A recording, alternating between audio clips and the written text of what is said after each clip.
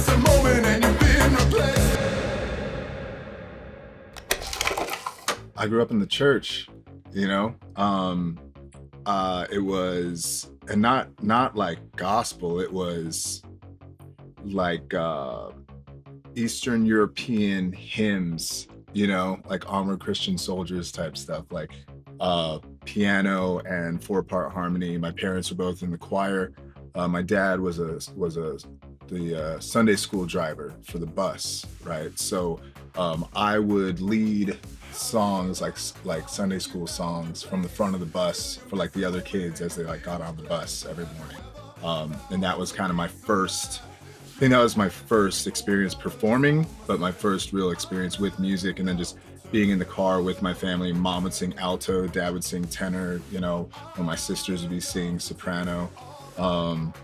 So it gave me a really good ear for harmony, and I think that's just kind of how I jumped into that. Till you realize that it had come and gone. Have you ever got a second chance? Just When my first daughter was born, I had to start playing music that I could do in my headphones. So I've been playing guitar for a really long time, and I was playing like really loud music. And I got into synthesizers and sample-based production once my daughter was born, and I had to do something that I could do in my headphones while my family was sleeping, and just really fell in love with analog subtractive synthesis and just sort of like how you can create any sound that exists, you know, just with a couple of knobs. And that was just really inspiring for me. I would just kind of zone out, just listening to like a single note and just opening a filter and just kind of being present with that vibration, you know, and then wanting to kind of bring that to other people, and just seeing how well it worked with sampled drums and some of these like classic analog drum machines from like the past, you know, like sample-based ones like the LinnDrum. I would just get all these sample packs of like every drum machine sound that I possibly could and just start putting things together, and found that I was very attracted to that 80s sort of like analog sound. It was just made sense. realize that it had come and gone. Have you ever got a second chance? Just a Touring's taught me more about myself and the ways to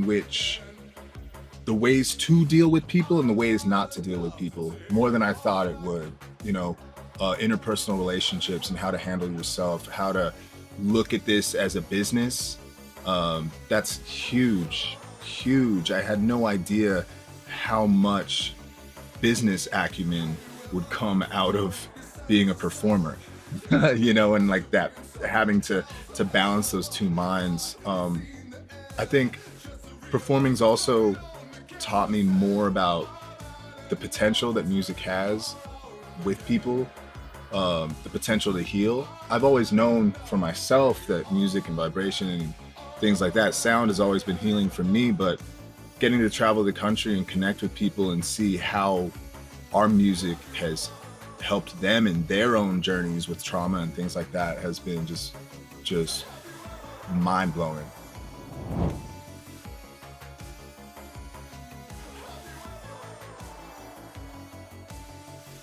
Well, I'm a guitarist, so it's always gonna, I jump to like guitar-based musicians.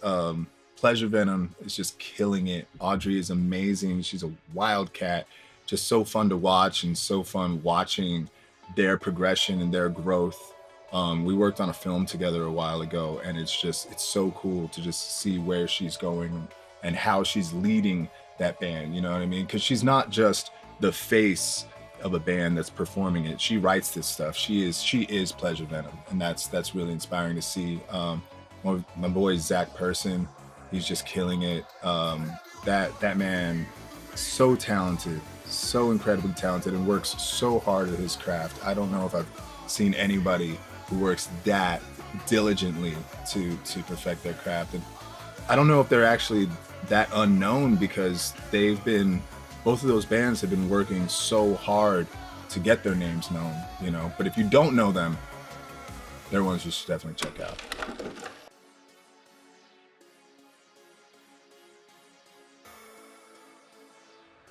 Got our first Austin Chronicle cover. That was amazing. We're about to head out for another like 30 city tour right after South by Southwest.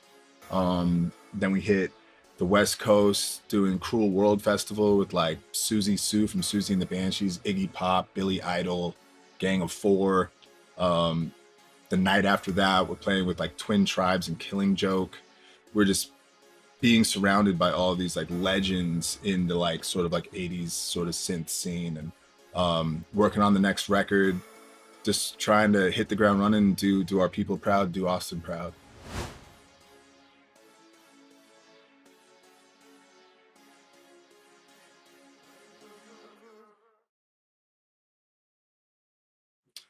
That's a heavy question. Austin's a funny place. I feel like everywhere's funny, you know? Um, Austin's one of those spots where if you don't know where to look, you might think that it has no soul. But if you know where to look and you know who to talk to, and if you open yourself up to that, to really finding the heart and the soul of Austin, you can find it. And if you can do that, it can be a beautiful place to be a musician. It's a lovely place to come back to. You know, when you're stuck in Austin for a minute, you're like, man, if you don't like the gigs that you're getting and this and that, once you leave, you go out a little bit, coming home to Texas, coming home to Austin, it there's no feeling in the world like that. Like this place loves its creatives, it loves its artists. It has a funny way of showing it sometimes, but that's up to us to sort of to as more artists come up and as we progress in our careers, it's important for us to create an atmosphere where other artists can come in and feel like they are held and feel like they're important and they are valued, especially if we were coming up and we didn't feel held and valued.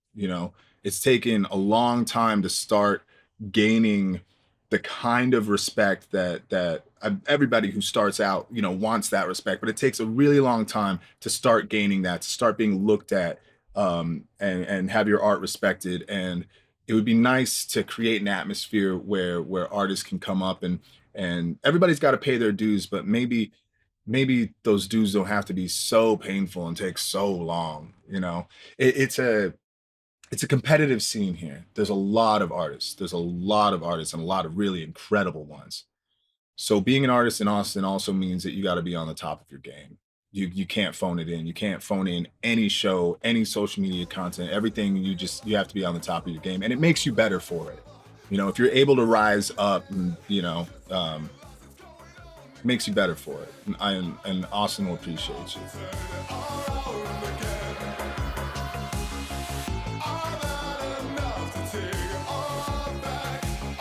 So, hey, thank you so much for interviewing with us. Of course. We appreciate you. We can't wait to see you on that stage, March 14th. March 14th. Yeah, Stubbs, baby. Yeah, that's gonna be great. We haven't played Stubbs yet. Yeah. And I've been, you come to Austin as an artist and you see that stage, you see bands on that stage, and you're like, I want to be on that someday. That's where I want to be. We're gonna do that, and I want that energy, that desire of 16 years of wanting to be on that stage. I want that to come out when we get up there. That's the plan.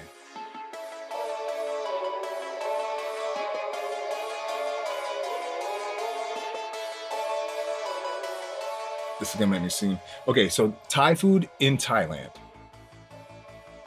is incredible. Thai food in Austin is pretty good. Thai food in Thailand, though, that tops everything.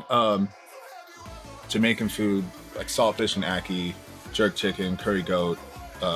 That's the food of like my mother. That's right up there. Number 3, give me a good bowl of ramen. Tatsuya, probably ramen Tatsuya. I've had ramen in Japan that wasn't as good as ramen Tatsuya. I know that's sacrilegious to say, but yo, it just slaps, goes hard.